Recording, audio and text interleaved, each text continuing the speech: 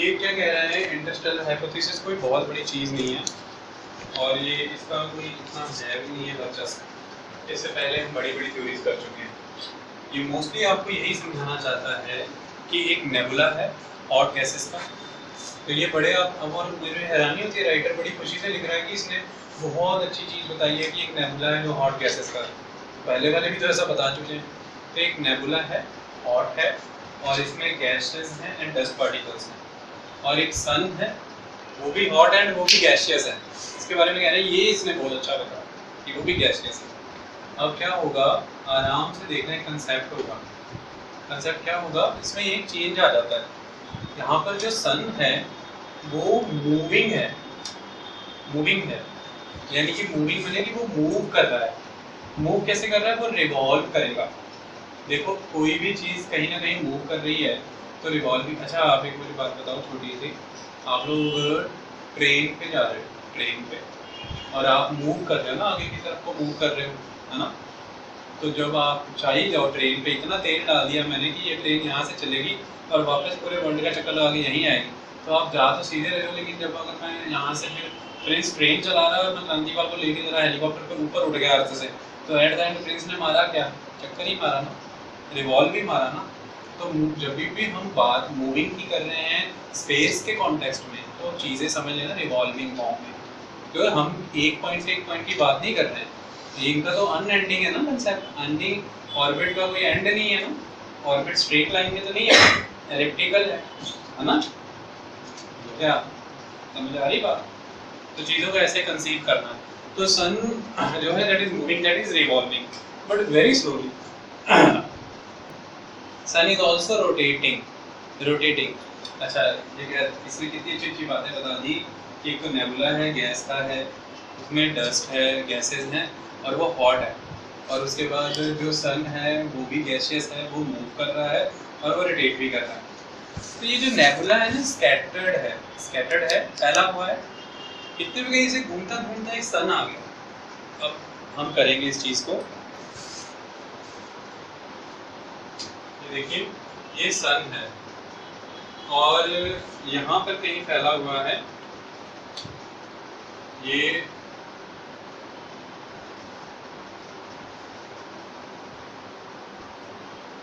कुछ नेबुला है फैला हुआ।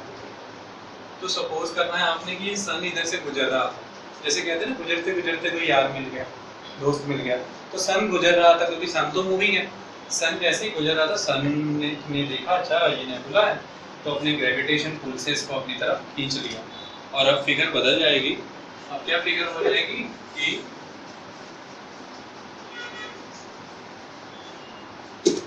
अब फिगर क्या हो गई है, ये सन है और इस सन के अराउंड अब ये नेबुला है।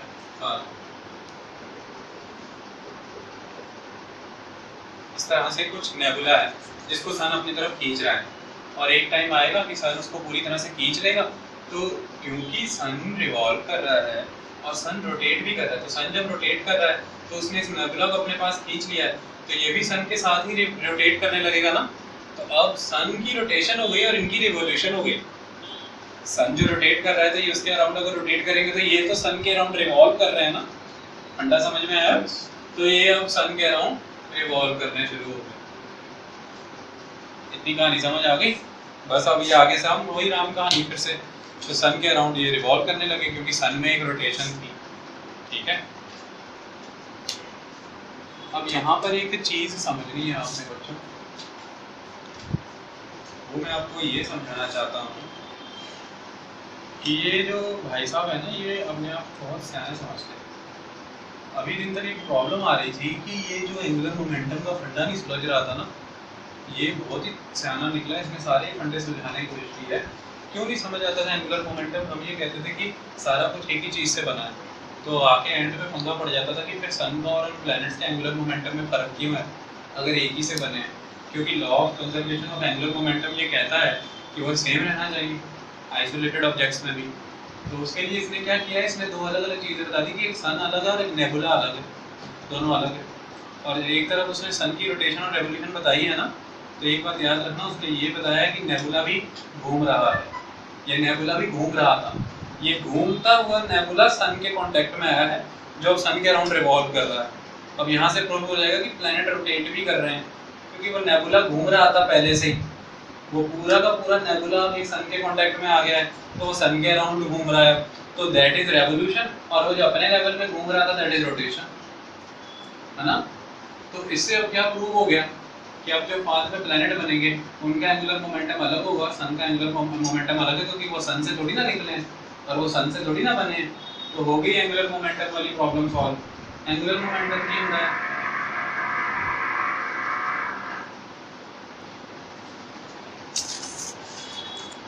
दोनों चीजें अब आपस में घूम रही हैं, है ना, घूम रही हैं।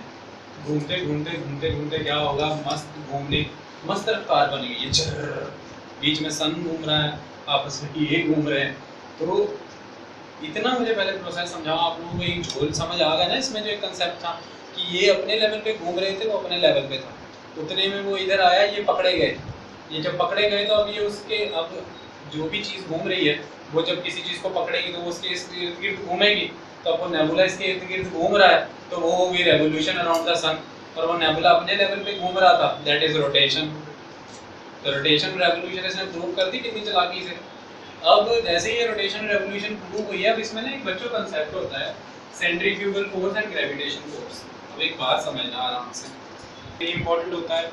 ये में दो कंसेप्ट आएंगे, सेंट्रीफ्यूगल फोर्स और उसका ग्रेविटेशन, क्या रोल है इनका।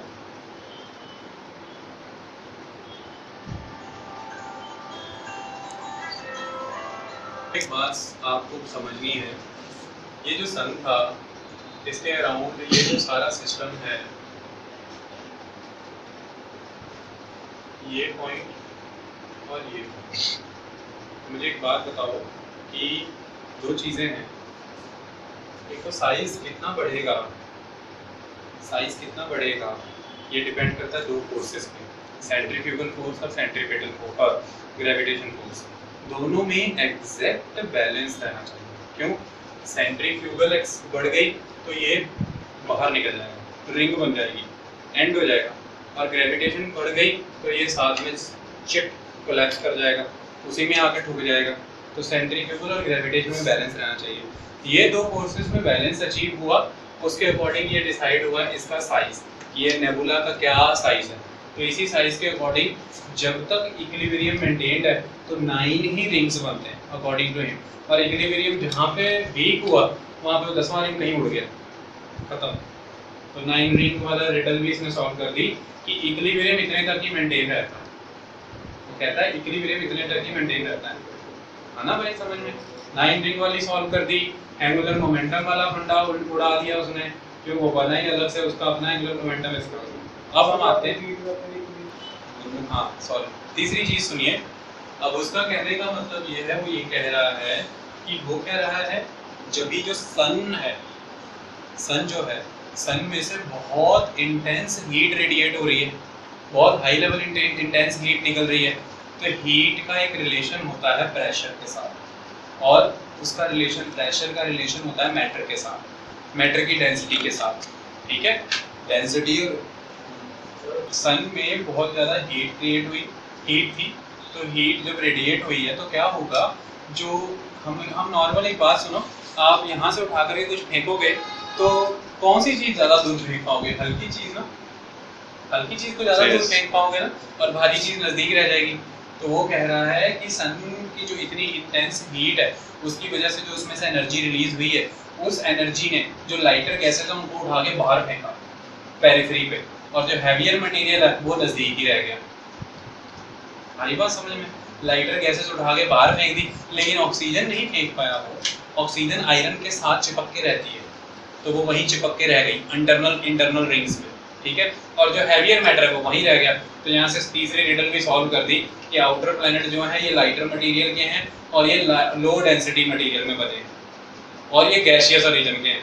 हो गया फंडा क्लियर तीसरा भी, कि उसने उठा करके बाहर फेंका लाइटर मटेरियल और हैवियर मटेरियल नज़दीक है। तो यहीं से प्रूव होता है कि जो इंटरनल प्लैनेट्स हैं, 4 प्लैनेट, वो हैवी मटेरियल के हैं, और जो आउटर प्लैनेट है वो लाइटर मटेरियल के हैं। दूसरा, दूसरा कंसेप्ट जो इंटरनल मटेरियल, जो इंटरनल प्लैनेट है वो मैटर से बने हुए हैं प्रॉपरली, और जो आउटर प्लैनेट है वो गैशियस से है प्रॉपरली, और वो आज की डेट में भी कंडेंस हो रहे हैं। और तीसरी चीज़ कि जो अंदरूनी वाले मैटर हैं, इंटरनल प्लैनेट हैं जो, वो जल्दी कंडेंस हो गए हैं और जल्दी रॉक में कन्वर्ट हो गए हैं, और चूंकि वो दूर जा चुके हैं तो वो देर से कंडेंस हो रहे हैं। वो अभी भी उनका कंडेंसेशन का प्रोसेस स्लो है, वो अभी भी हीट रेडिएट कर रहे हैं अपने अंदर में से। यही तीन चीज़ें इसने प्रूव कर दी, और इससे इसने प्रूव कर दिया कि वो प्लैनेट बाहर वाले हैं, ये प्लैनेट अंदर वाले हैं। ठीक है।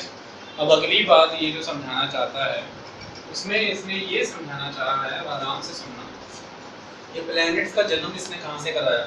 सुनो, यहाँ पे ये फंस गया। ये कह रहा है कि एक सन है, सन के अराउंड एक नेबुला है, वो नेबुला घूम रहा है, उस नेबुला में बड़े सारे डस्ट पार्टिकल्स हैं, उन डस्ट पार्टिकल्स ने कंबाइन करके एस्टेरॉइड्स बनाए, और वो एस्टेरॉइड्स फ्रीली घूम रहे हैं उस नेबुला के अंदर सन के अराउंड, और वही एस्टेरॉइड्स कंबाइंड हो करके आगे जा करके प्लैनेट्स बना रहे हैं। और आप फ्रीली घूमती हुई एक एस्टेरॉइड बेल्ट देख भी सकते हैं। इसने अपने आप को सच प्रूव करने के लिए इसने कहा कि आप देख भी सकते हैं कि एक एस्टेरॉइड बेल्ट घूम रही है, और अपने तर्क को सच करने के लिए इसने ये कहा कि उनका साइज डे बाय डे बढ़ रहा है, एस्टेरॉइड्स का साइज डे बाय डे बढ़ रहा है। तो इसने कहा कि अगर आज की डेट में एस्टेरॉइड्स का साइज बढ़ रहा है, इट मीन्स कि ये प्लैनेट्स भी कभी ना कभी इन एस्टेरॉइड्स के साइज बढ़ने की वजह से ही बने हैं, और जो स्कैटर्ड मटेरियल था, जो स्टिल अभी बच गया है एस्टेरॉइड बनने के बाद प्लैनेट बने, और उनके इर्द गिर्द जो स्टील मटेरियल बच गया था उससे इनके सैटेलाइट बन गए, और जो स्टिल बचा हुआ मटेरियल था वो आपको मिल जाता है मार्स और जुपिटर के बीच में। तो it means asteroids were present at that time. तो इसका खंडन साइंटिस्टों ने किया है, कहते कि आज दिन तक कभी ये प्रूव नहीं हुआ है कि एस्टेरॉइड और मेटेरॉइड से प्लैनेट बने हैं। प्रूव ये हुआ है कि प्लैनेटों से टूट करके एस्टेरॉइड और मेटेरॉइड बने। ठीक है, प्लैनेट एस्टेरॉइड और मेटेरॉइड से प्लैनेट नहीं बनते, इनसे वो बनते हैं। तो ये थ्योरी इस बंदे ने दी है। इस बंदे की थ्योरी के अकॉर्डिंग इसने ये प्रूव करने की कोशिश की है कि दो चीज़ें अलग अलग हैं, दोनों का अलग अलग एंगुलर मोमेंटम है, एंगुलर वेलोसिटी है, दोनों में कोई मैच नहीं। दो चीज़ें अलग अलग हैं, दोनों एक दूसरे से नहीं बनी है। यही रीज़न है कि जो सन है वो लाइटर मटेरियल का बना हुआ है, और जो प्लैनेट्स हैं वो हैवियर मटेरियल के बने हुए हैं। Planets are heavier and sun is lighter, sun lighter, क्योंकि सन में जो मटेरियल है वो क्या है, हाइड्रोजन है, हीलियम है। ठीक है, हीलियम की क्वांटिटी 21% है, और 29% है, उसकी 71% है। ठीक है, तो आगे वो ये बता रहा है कि जो आउटर प्लैनेट हैं वो लाइटर गैसेस के हैं, और वो लो डेंसिटी के हैं, और वो अभी भी बन रहे हैं, अभी भी वो कॉन्डेंस हो रहे हैं, क्योंकि लाइटर गैसेस को सन की रेडिएटिंग एनर्जी ने उठा करके ज़्यादा दूर फेंक दिया, और जो हैवियर मटेरियल है वो सन के नज़दीक ही कंडेंस हो गए, जल्दी कंडेंस हो गए, और वो रॉकी हैं। यही सारी चीज़ें हैं। तो बताना ये चाहता था, इसकी थ्योरी का ओरिजिन पता कहाँ से हुआ। इसने एक वर्ड दिया है, अब एक नया वर्ड पहले नहीं आया था। इसने ये बताया कि ये जो सन है, एक सन है प्रिमिटिव स्टार या फिर प्रोटो स्टार, उस प्रिमिटिव स्टार के इर्द गिर्द एक डार्क मैटर घूमता है, डार्क मैटर। उस डार्क मैटर को ही इसने, जो cloud of dust and gas है ना, उसी को इसने डार्क मैटर बोला। यहाँ पे नया वर्ड आ जाएगा, डार्क मैटर। तो वो ये कह रहा है कि इसी डार्क मैटर से ये सारे प्लैनेट बने हैं, लेकिन साइंटिस्टों ने इसका खंडन किया है कि आज की डेट में किसी भी प्लैनेट या अर्थ की खुदाई में से कहीं से भी डार्क मैटर मिलता नहीं। तो अगर डार्क मैटर नहीं मिल रहा, अगर अर्थ कहीं ना कहीं से डार्क मैटर से बनी है, तो डार्क मैटर मिलना चाहिए। किधर है वो डार्क मैटर? अर्थ की खुदाई तो ऑलमोस्ट हो ही चुकी है। अर्थ की खुदाई, अर्थ की ड्रिलिंग तो हम कई पॉइंटों से, कई सारी जगहों से, कहीं कहीं पे तो गंगा के मैदान में तो हमने ड्रिल करके उसकी गहराई भी नापी है, 6000 मीटर, 6000 किलोमीटर सॉरी। तो ये सारी चीज़ें तो पता लग ही चुकी हैं। तो जब ये चीज़ों का पता लग चुका है, तो जो थिंग इसकी वेयर इज डार्क मैटर, तो डार्क मैटर नहीं मिला है, इस बात पे खंडन हुआ है उसका, पहली बात। दूसरी बात ये है कि उनका कहने का तर्क है कि उन्होंने ग्रेविटी पे भी क्वेश्चन रेज किया है कि सन में इतनी ग्रेविटी नहीं हो सकती, तो वे एक थिंग को अपने इर्द गिर्द बाउंड करके रखें। दो चीज़ें बताई हैं। और तीसरा जो मैंने अभी खंडन किया था एक पॉइंट का, कि एस्टेरॉइड और मेटेरॉइड से प्लैनेट्स नहीं बने हो सकते हैं, इनफैक्ट मेटेरॉइड और एस्टेरॉइड्स से प्लैनेट बनते हैं, ये कंसेप्ट उन्होंने बताया है। सो ये सारे कंसेप्ट, लेकिन फिर भी जेम्स जीन्स के बारे में कहा जाता है, इसके बारे में इंटरस्टेलर हाइपोथेसिस के बारे में ये कहा जाता है कि इसने बहुत हद तक ऑलमोस्ट सारी प्रॉब्लम्स को सॉर्ट आउट कर दिया। आई बात समझ में? प्रेशर बढ़ने से इसकी ये कोई कंटेनर या जार नहीं है जिसमें टेम्परेचर रेज होना है, प्रेशर रेज हो रहा है। ये तो ओपन यूनिवर्स था। अगर उनका टेम्परेचर रेज हुआ है तो उनमें वाइब्रेशन बढ़ी है तो उनकी डेंसिटी लो होके हल्के होने की वजह से वो तो वोलेटाइल होकर उड़ जाने चाहिए थे, उल्टा वो और थिक मेटल और थिक प्लैनेट बन रहे हैं, तो उधर नहीं जाना है इसने जो एक्सप्लेन कर दिया, तो इसीलिए इसको क्रिटिसाइज भी किया गया। ठीक है, तो हीट इंटेंस होने से हैवी हो रही है चीज़, लेकिन उसके लिए हमें एक प्रॉपर स्पेस चाहिए होता है कि किस चीज़ के अंदर हैवी हो रही है। ओपन नहीं करेंगे तो उड़ जाएगी कुर्र। ठीक है, क्योंकि हम अक्सर यही पढ़ते हैं कि गर्म होकर के चीज़ हल्की होकर उड़ जाती है।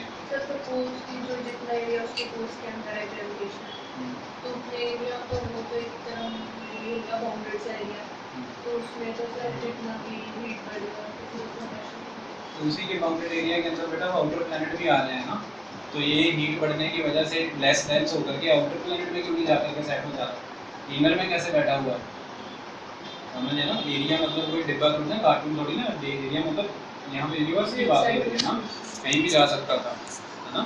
तो डेंस होकर के आउटर प्लैनेट में भी तो जाके सेट हो सकता था ना, फिर कभी भी जो नज़दीक है हैवियर प्लैनेट तो बनने ही नहीं थे उस रीजन की वजह से। इसलिए बिग बैंग में इसका कंसेप्ट अलग दिया गया, उसमें इस प्रॉब्लम को सॉल्व कर दिया गया। होता है सबसे पहली चीज़, ठीक है, एक बात याद रखिए, इस अर्थ पे हर चीज़ एटम से बनी है, एवरीथिंग इज ऑफ एटम। इस अर्थ में सब कुछ एटम से बना है, लेकिन देखो हर बात में समझना, हर बात है वर्ड का मीनिंग सुनाना है, लेकिन हर चीज़ एक जैसी तो नहीं है ना। एटम मतलब अणु, हर चीज़ अणु से बनी, अण, ठीक है, अण। तो द थिंग इज कि हर चीज़ एक जैसी नहीं है, चाहे बनी भी एटम से है। क्या अर्थ पे आपको सिमिलर चीज़ें दिखती हैं? सब कुछ अलग अलग है। तो उसका रीज़न क्या है, वो जो एटम से बनी हुई चीज़ें हैं और जो सब अलग अलग है देखने में, उसके लिए वर्ड यूज होता है एलिमेंट। एलिमेंट, इन सारी चीज़ों के लिए वर्ड एलिमेंट यूज़ करते हैं। सपोज के लिए, सपोजिशन के लिए एक चीज़ बताता हूँ, जैसे अगर हम बात करें 8 एटम्स की, ठीक है, एटॉमिक नंबर 8, तो ये क्या है हमेशा नंबर ऑफ इलेक्ट्रॉन्स, नहीं 8 नंबर एटॉमिक नंबर किसका है, ये क्या है, ऑक्सीजन। ऑक्सीजन क्या है, एलिमेंट, ठीक है, oxygen is element. 80 atomic number, 80 atomic number, ये क्या हो गया हमेशा, Mercury. Mercury, so Mercury is element. अब आप देखिए 8 से 80, 8 एटम है, 80 एटम है, लेकिन एलिमेंट क्या है मेरे बच्चों, ऑक्सीजन एंड मरकुरी। एलिमेंट बदल गया ना, लेकिन है तो दोनों एटम। तो एलिमेंट और एटम में क्या फर्क है, सभी एटम से बने हैं, सभी में एटम है, लेकिन अलग अलग है ना। तो वहाँ से वर्ड का जन्म होता है एलिमेंट। ओके, अब अगर हम आगे बात करें दूसरी चीज़ की, ये एटम किससे बनता है, एटम क्या होता है, उसको बोलते हैं न्यूक्लियस। न्यूक्लियस, न्यूक्लियस माने हर चीज़ का केंद्र, सेंटर। ठीक है, क्या होता है इसके अंदर, न्यूक्लियस के अंदर दो चीज़ें होगी, मेरे से गलती हो गई, सॉरी, मैं एक चीज़ करेक्ट कर देता हूँ। इसमें दो रंग की चीज़ें दिख रही ना आपको, तो न्यूक्लियस के अंदर आपको दो चीज़ें मिलेंगी हमेशा tightly bonded, that is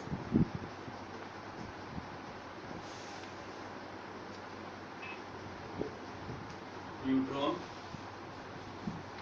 proton. Neutron and proton, nucleus के अंदर दो चीज़ें होती हैं, न्यूट्रॉन एंड प्रोटॉन। और प्रोटॉन और न्यूट्रॉन बहुत ही टाइटली बॉन्डेड होते हैं एक दूसरे के साथ, एकदम टाइटली जुड़े हुए हैं, कस के, जबकि पाइए नहीं। ठीक है, जिस फोर्स के थ्रू ये लोग एक दूसरे से जुड़े हैं ना, देखो अच्छा, यहाँ से सारी कहानियाँ जो इतने दिनों से आप समझ रहे हो ना, इंटेंस हीट रिलीज हो रही है, ये वो, उसका ही ठंडा समझा रहा है, जड़ में जा रहे हैं ना, कितनी जोर से जुड़े हैं दोनों। दोनों को जब तोड़ेंगे एनर्जी तो रिलीज होगी, क्योंकि किसी फोर्स किसी एनर्जी के थ्रू से जुड़े हैं, दैट इज न्यूक्लियर फोर्स। आपस में किसके थ्रू जुड़े हैं? Nuclear force, and that is nuclear bonding, that is nuclear bonding. और ये न्यूक्लियर फोर्स के तहत जुड़े होते हैं। तो जितने नंबर ऑफ प्रोटॉन होंगे उतना एटॉमिक नंबर होगा, एटॉमिक नंबर, ठीक है। एक न्यूक्लियस में जितने नंबर ऑफ प्रोटॉन होंगे उतना उसका एटॉमिक नंबर होगा। और proton plus neutron is equal to mass number. अब इसमें एक चीज तो नहीं है, दो चीजें हैं, तो दो चीजों का ही वजन देखेंगे ना। एक क्रांति वाला अकेला नहीं है, न्यूक्लियस के अंदर ब्रह्मों भी है, तो वजन तो दोनों का ही देखा जाएगा ना। तो वो बनेगा मास नंबर, और जो जितने नंबर ऑफ प्रोटॉन है वो होगा उसका एटॉमिक नंबर। एटॉमिक नंबर होती है उसकी रैंक पीरियोडिक टेबल में, कि वो किस नंबर पे आ रहा है पीरियोडिक टेबल में, that is atomic number. Okay, इतनी बात समझ में आ रही है?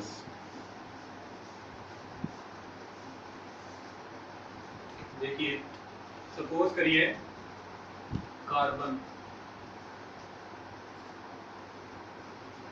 6 प्रोटॉन, 6 प्रोटॉन, तो कार्बन का एटॉमिक नंबर कितना हुआ? फिर जी बताइए, कार्बन का एटॉमिक नंबर कितना होगा जी? 6। हाँ, 6, जितने नंबर ऑफ प्रोटॉन उतना उसका एटॉमिक नंबर है ना, 6 हुआ फ्रेंड्स। तो यानी कि पीरियोडिक टेबल में कार्बन कहाँ आ रहा है? 1 2 3 4 5 6, यहाँ पे कार्बन है। ओके, आई बात समझ में? और 7 8 यहाँ पर ऑक्सीजन है। हमेशा कार्बन और ऑक्सीजन के बीच कौन है? नाइट्रोजन। 7वें नंबर पे नाइट्रोजन है। तो एटॉमिक नंबर से हमें उस पर्टिकुलर एलिमेंट का ये पता लगता है कि रैंक क्या है पीरियोडिक टेबल में। पीरियोडिक टेबल ਹੁੰਦਾ ਹੈ स्टडी करने वास्ते ना, ठीक है। जिदा ਤੁਹਾਡੇ ਸਾਰਿਆਂ ਦਾ रैंक आ गया, नंबर है ना, ये फर्स्ट रैंक हो, सेकंड थर्ड फोर्थ, इधर ਇਹਨਾਂ ਦੇ रैंक होंगी। तो प्रोटॉन इज एटॉमिक नंबर, ठीक है। अब सपोज करा आपने कि कार्बन में 6 प्रोटॉन है,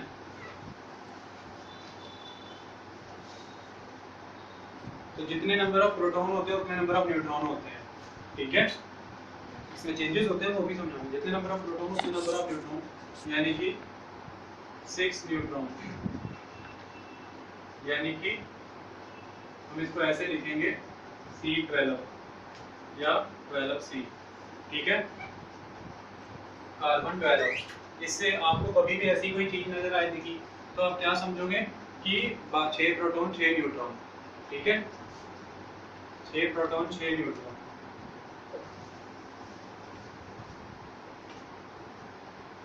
ये जो न्यूक्लियस है जिसमें प्रोटॉन और न्यूट्रॉन हैं, इनके अराउंड चक्कर लगाते हैं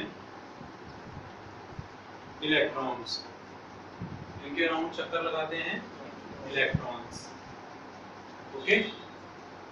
electrons that is negatively charged, ठीक है। ये घूमते हैं जैसे सन के अराउंड अर्थ घूमती है। तो बस ये कल की बात बता दी कि सब चक्कर की है, क्योंकि किहड़े चक्करां च पाता है ना, चक्करां च पै गया, क्योंकि सारी गेम चक्कर की है। तो ये भी इसके इर्द गिर्द चक्कर लगा रहा है, तो ये भी ठंडे नहीं बैठे हुए अंदर, ये भी कर रहे हैं कुछ कुछ, वो मैं आपको समझाऊंगा ये क्या कर रहे हैं। यहीं से हम अभी ब्रह्मांड निकालेंगे, देखना।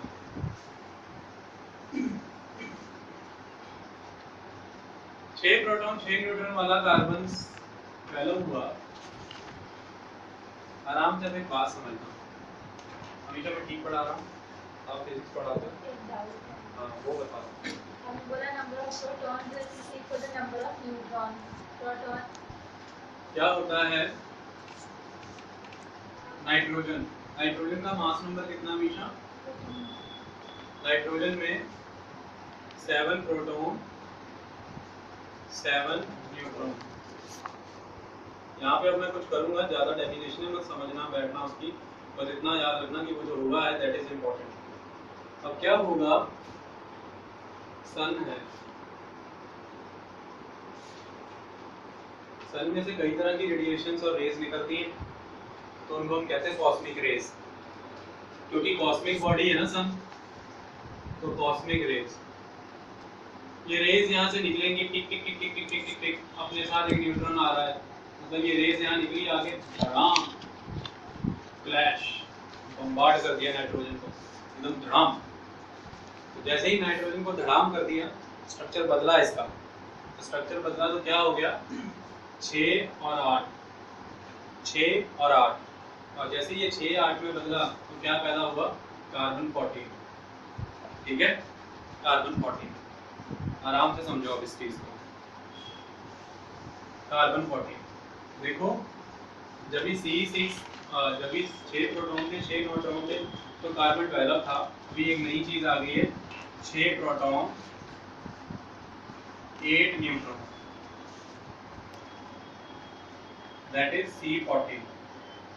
C14 ठीक है, 6 proton 6 neutron C12, 6 proton 8 neutron C14, क्योंकि एटमॉस्फेयर में एक नाइट्रोजन था, नाइट्रोजन को आकर के तोड़ा उस कॉस्मिक रेज ने, तो उसके न्यूट्रॉन उड़ गए। ठीक है, प्रोटॉन उसमें बढ़ गए, तो दैट इज C6 एंड क्या बन गया वो, 6 प्रोटॉन और 8 न्यूट्रॉन, तो ये क्या है C14। क्यों, क्योंकि बेसिकली 6 रह गए ना ये, तो 6 किसका है, 6 कौन सा एटम है, कार्बन। तो अब ये क्या कहलाएगा, that is carbon isotope. Isotope, इसको आइसोटोप कहते हैं। ठीक है, देखो 6 12 है एक, और एक 6 13 भी होता है, 6 प्रोटॉन 7 न्यूट्रॉन। ओके ठीक है, 6 12 6 14 6 13। ठीक है, C14 C12 C13। अब ये मेन कार्बन है, ठीक है, C12, इसमें भी मेन एटम वही है, तो लेकिन इसमें न्यूट्रॉन बढ़ रहे हैं, तो ये कार्बन बेसिक दोनों का सेम है, लेकिन 2 न्यूट्रॉन बढ़ जाने की वजह से अब आइसो माने होता है सेम, आइसो वर्ड का माने सेम, सेम बोले तो प्रोटॉन्स आर सेम। ठीक है, that is it belongs to the family of carbon, तो नाम लगा आइसो। ठीक है, तो मैंने टोपियां बदल गई हैं उनकी, 2 टोपियां ज्यादा डाल दी हमने, 2 प्रोटॉन 2 न्यूट्रॉन अब एक्स्ट्रा डाल दिए, तो ये क्या हो गया, कार्बन आइसोटोप। ये भी है carbon isotope, C13 is carbon isotope, C14 is carbon isotope and C12 is carbon. Okay, C12 is carbon. C में प्रोटॉन कितने होते हैं, 6, C में कितने न्यूट्रॉन थे, 6 प्रोटॉन 6 न्यूट्रॉन, तो कार्बन। अब उसमें न्यूट्रॉन एक बढ़ गया, प्रोटॉन 6 है न्यूट्रॉन 7 है, कार्बन आइसोटोप हो गया। प्रोटॉन 6 है न्यूट्रॉन 8 है, कार्बन आइसोटोप हो गया, दैट इज C14। अब सुनो एक बात, अब क्या समझाते हैं, जब भी 6 प्रोटॉन है प्लस 6 न्यूट्रॉन है, तो ये टाइटली बाउंड है, टूटेंगे नहीं। 6 भाई 6 बहनों ने एक दूसरे को पकड़ रखा है, छोड़ेंगे नहीं। C14 में 6 प्रोटॉन है प्लस 8 न्यूट्रॉन है, 6 भाइयों ने 6 बहनों को पकड़ लिया, 2 लेफ्ट 2 बच गए, वो खाली हैं, वो छूट जाएंगे, वो निकल जाएंगे।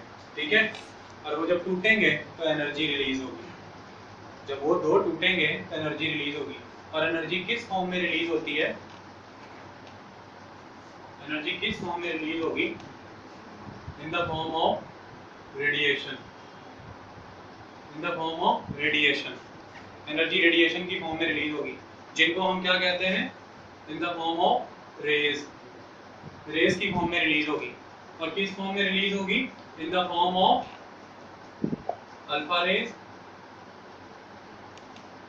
Beta rays, gamma raise.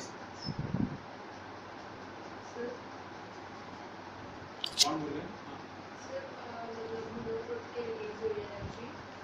दो जने जुड़े भी किसी एनर्जी ना सी, उन्हें 2 टूट गए हैं, जुड़न ली भी एनर्जी चाहिए, किसी बहन जुड़े हैं।